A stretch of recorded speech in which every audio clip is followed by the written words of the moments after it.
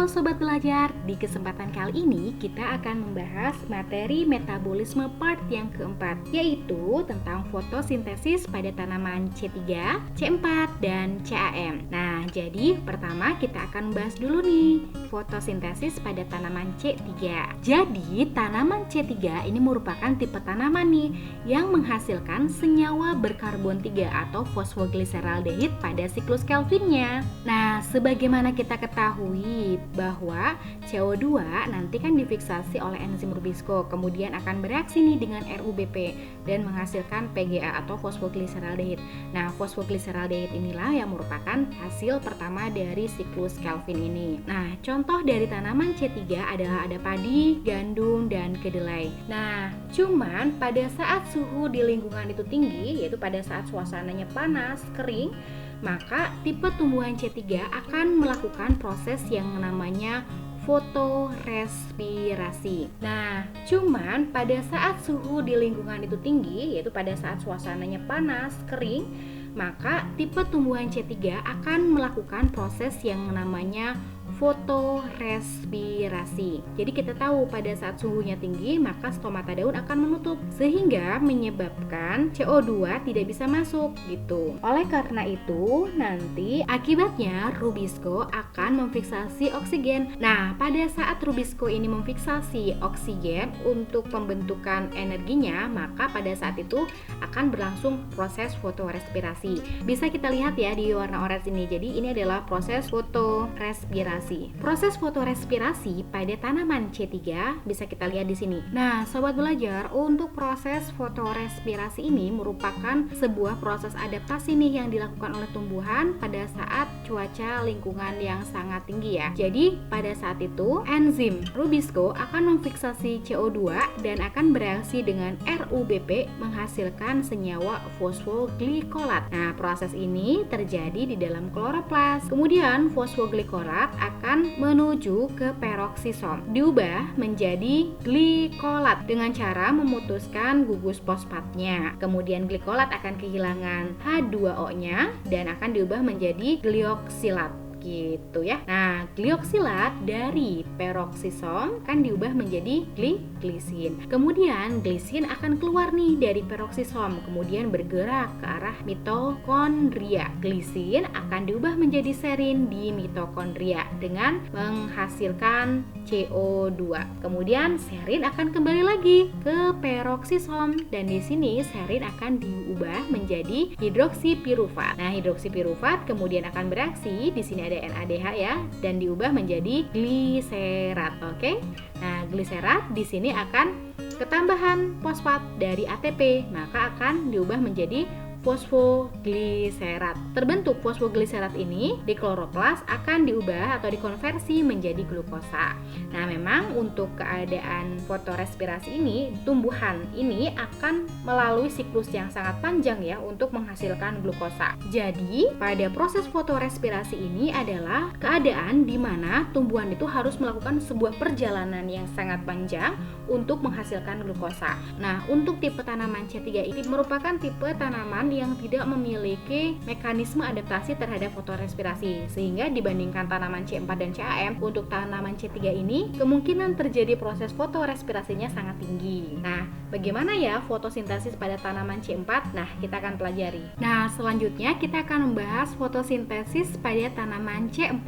Kenapa nih dikatakan sebagai tanaman C4? Karena senyawa yang dihasilkan pada saat siklus Kelvin adalah oksaloasetat atau senyawa berkarbon 4. Bagaimana nih prosesnya? Jadi dalam prosesnya di sini ada fiksasi CO2 dan fiksasi CO2 ini merupakan proses penangkapan CO2 ya oleh enzim PEP karboksilase dan berlangsung di dalam mesofil daun. Sementara untuk siklus Kelvinnya yang mana tujuannya akan menghasilkan glukosa akan berlangsung di dalam seludang pembuluh. Nah, contoh tanaman tipe C4 ini adalah jagung dan tebu. Fotosintesis tanaman C4 akan berlangsung di dua tempat. Tempat yang pertama adalah jaringan mesofil pada daun. Dan tempat yang kedua adalah seludang pembuluh. Oke, coba perhatikan prosesnya. Yang pertama adalah fiksasi CO2 atau penangkapan CO2 oleh PEP karboksilase. CO2 akan bereaksi dengan PEP atau senyawa berkarbon 3. Sementara kita tahu bahwa CO2 merupakan senyawa berkarbon 1.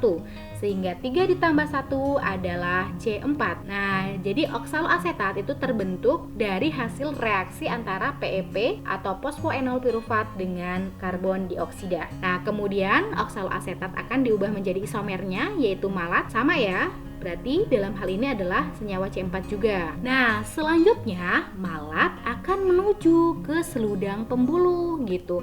Dan di sini akan terjadi proses karboksilasi dan akan menghasilkan CO2 nih. Kemudian karena di sini sudah kehilangan 1C, maka malat ini akan kembali lagi ke mesofil daun dan berubah menjadi asam pirufat atau senyawa berkarbon 3. Kemudian di sini pirufat akan mendapatkan suntikan fosfat ya. Jadi ada fosfat dari ATP sehingga akan dikonversi lagi menjadi PEP atau fosfoenol pirufat. Kemudian akan bereaksi lagi. Jadi ini bersiklus muter lagi dan PEP akan bereaksi dengan CO2 lagi gitu dan seterusnya.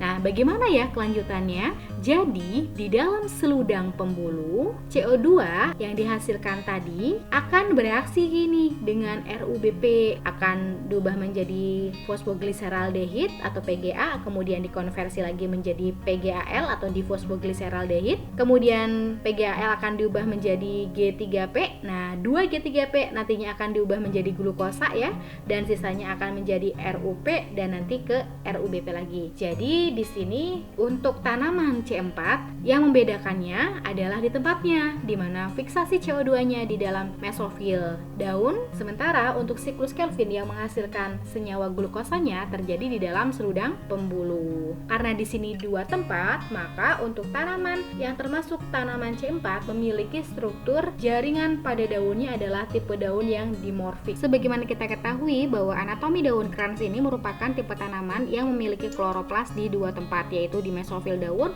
maupun seludang pembuluh, sehingga disebut sebagai dimorfik. Nah, bagaimana ya proses fotosintesis pada tanaman CAM? Nah, kita pelajari ya. Nah, fotosintesis pada tanaman CAM ini menggunakan lintasan crassulacean acid metabolism.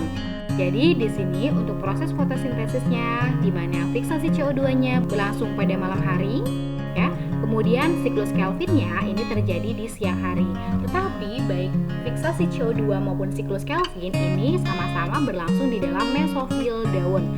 Nah, tipe tanaman CAM ini merupakan tipe tanaman yang hidup di tempat-tempat yang kering gitu. Jadi contoh tanamannya adalah ada nanas dan ada kaktus. Jadi kita tahu ya bahwa fotosintesis tanaman CAM ini merupakan tipe tanaman yang hidup di tempat-tempat yang kering. Berarti pada saat siang harinya stomata akan menutup. Nah, oleh karena itu untuk proses fiksasi CO2 akan terjadi pada malam hari. Nah, CO2 akan difiksasi oleh PEP karboksilase dan akan bereaksi dengan PEP.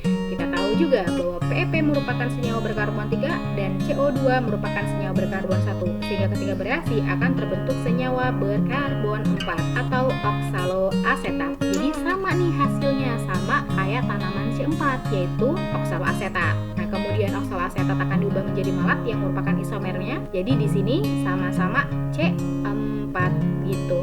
Nah, proses ini terjadinya sama di mesofil daun. Selanjutnya, malat ya akan diubah menjadi asam pirufat dengan menghasilkan CO2. Nah, CO2 yang dihasilkan ini akan digunakan nih untuk proses siklus Kelvin pada saat udah siang gitu. Kita tahu bahwa pada saat siang itu stomatanya akan menutup, berarti CO2 tidak bisa masuk. Oleh sebab itu, siklus Kelvin akan berlangsung pada saat siang hari dan dihasilkan glukosa. Nah, itu adalah fotosintesis tanaman C4. Nah, jadi ini adalah kesimpulan perbedaan antara tipe tanaman, kemudian ada C4 dan ada CAM. Nah, bisa kita lihat di sini ya. Jadi untuk enzim yang berfungsi untuk memfiksasi atau menangkap CO2 kalau di C3 adalah rubisco ya. Kemudian kalau di C4 dan CAM ini sama, yaitu PEP karboksilase gitu. Nah, untuk senyawa yang terbentuk pada saat pertama kali di siklus Kelvin adalah PGA atau fosfo fosfogliserdehid. Nah, fosfogliserdehid itu merupakan senyawa berkarbon 3. Sementara senyawa yang terbentuk pada tanaman C4 dan CM ini sama ya, sama-sama oksaloasetat. Nah, oksaloasetat kita tahu merupakan senyawa berkarbon 4. Nah, kemudian untuk fiksasi CO2-nya, kita lihat di sini untuk tanaman C3 ini terjadi bisa pada saat malam hari atau di siang hari. Letaknya di mesofil daun. Kita tahu nih bahwa tanaman C3 itu merupakan tipe tanaman yang hidup di suasana yang tidak terlalu panas ya. Kemudian kalau tanaman C4 merupakan tipe tanaman yang hidupnya tuh di tempat-tempat yang terik, panas, kering gitu ya. Sehingga proses fiksasi CO2-nya ini berlangsung di dalam mesofil daun ya, dengan menggunakan PEP karboksilase, dan yang kedua terjadi di seludang pembuluh, yaitu nanti fiksasi ini akan digunakan untuk proses reaksi gelap atau siklus Kelvin ya, bisa di siang hari maupun di malam hari.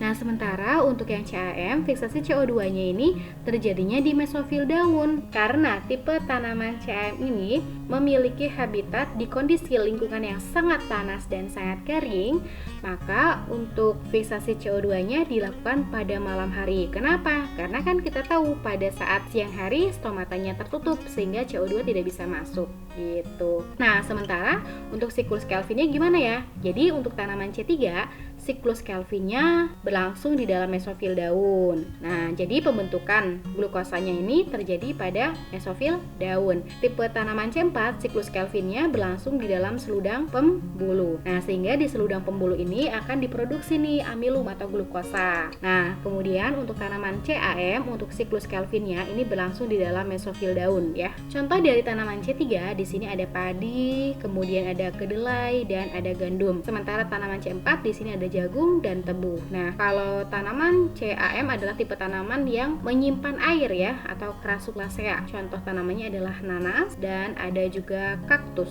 gitu. Nah, selesai juga pembahasan kita tentang materi fotosintesis tanaman C3, C4 dan CAM pada video kali ini. Tetap semangat ya adik-adik untuk selalu terus belajar dan sampai jumpa lagi. Bye bye.